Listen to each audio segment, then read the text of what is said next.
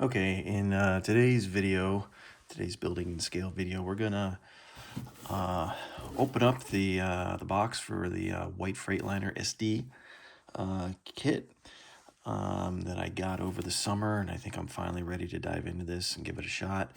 This is an AMT kit. I have not built an AMT kit in many years. Doing a little bit of research online.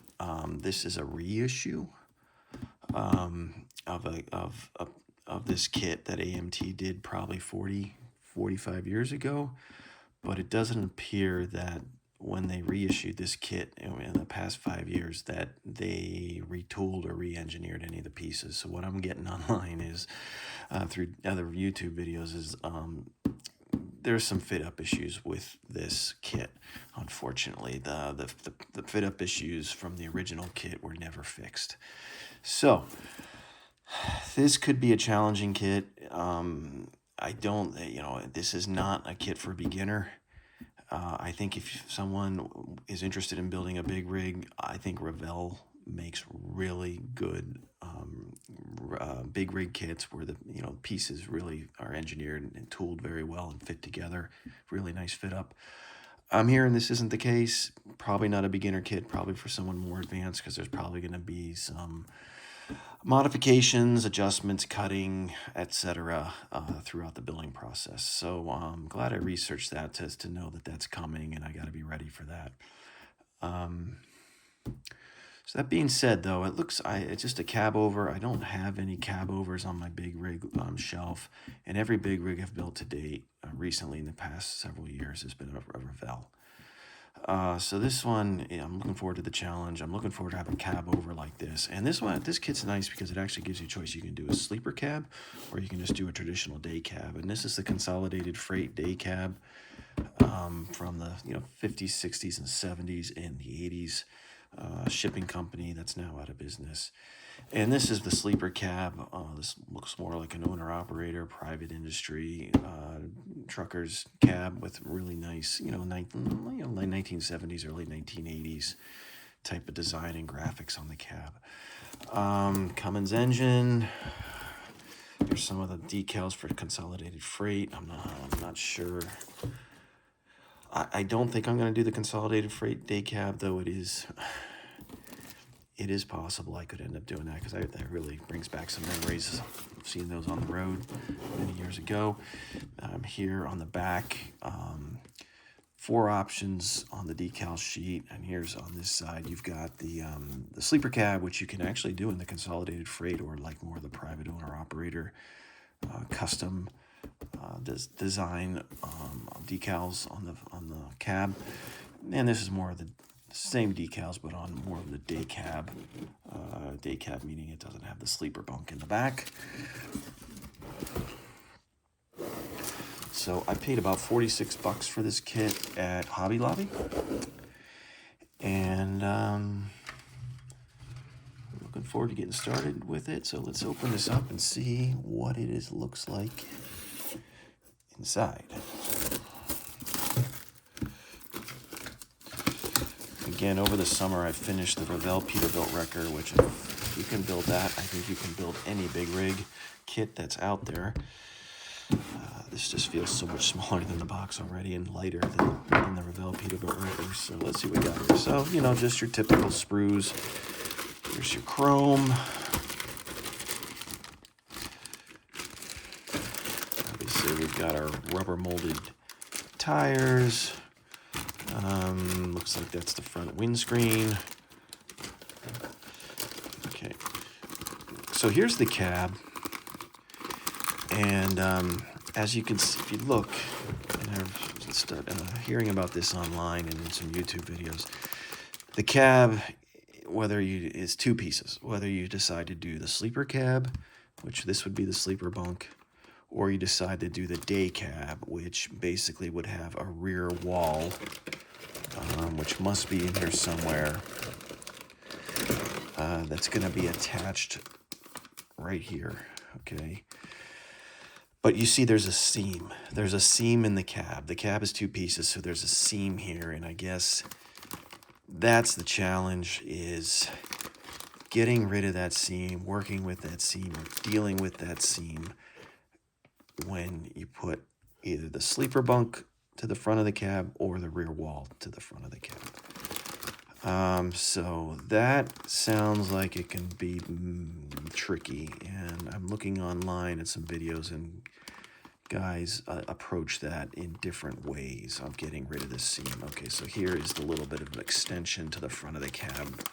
You can see this piece right here if you're going to do the day cab, but the rear wall must be in here somewhere. So that's going to be a challenge.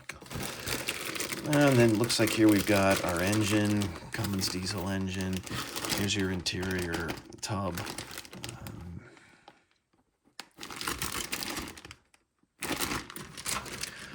So that's our first sprue, molded white, and then we've got, looks like a lot of axle, leaf springs, fuel tanks, a little bit more of the interior. Is this the rear wall? Here's the rear wall. Here's the rear wall of the cab. You can see the rivet detail. There's one too. Maybe you have some options there. It looks like this one has rear windows.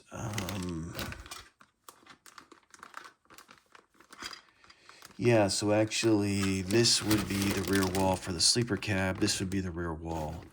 Not easy to see for the day cab. You can see the two windows there. So it looks like there's 2 sprues in there. There's 2 sprues here. So it looks like you're looking at 4 sprues of white molded plastic and 2 sprues of chrome. Okay. We got decals here. We got instructions. And then this is pretty cool. I saw this as well. They give you a display to display your rig when you're done. I think it goes something like this, kind of a little loading dock scene. And I thought that's pretty cool. So you could put this on a shelf, something like this, and you can set your completed model here, and it just kind of a little bit of a diorama. Okay, then we've got brake lights, turn signals, etc. That's just some instructions on how to put together that display. But what I also wanted to point out was, here's the instructions, and this is typical of AMT kits. And I don't quite understand why they do it this way. But, these black numbers are not piece numbers. There are no piece numbers on these sprues. Okay, these are step numbers. So the only way you can identify these pieces on the sprue is just visually. Some of them are obvious, like that fan, but others, like this right here, that filter, which is in 2 pieces, that might take a little more hunting and guessing. So that adds to the challenge of the AMT kits, which is why I'm going to reinforce what I said earlier. I don't think this is not a good beginner kit. You want a beginner kit, look at Revell, or maybe if you're not into big rigs and you're looking to start to build some type of model, Tamiya probably makes the best kits in the world in regards to tooling and engineering and just fit up and directions and instructions on how to put them together. AMT, not so much. So again, these are not piece numbers, part numbers. These are steps. There's no piece or part number on these sprues. You got to visually identify it. So that's what we got here. I know this kit's going to be a challenge for a variety of reasons that I stated. I think I'm up to it. This will be 6th or 7th big rig I've built, but the first AMT.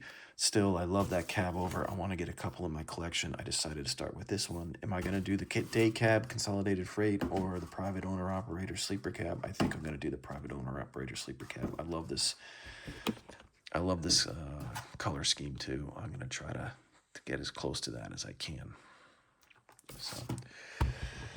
So I will post additional videos as I get going on this. And then I always post photos of my progress on my Facebook page, which is Building in Scale.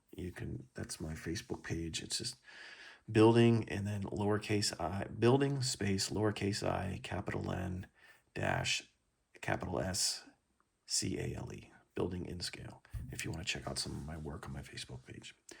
Okay, hope you guys enjoyed that video, and as always, thanks for watching. Bye-bye.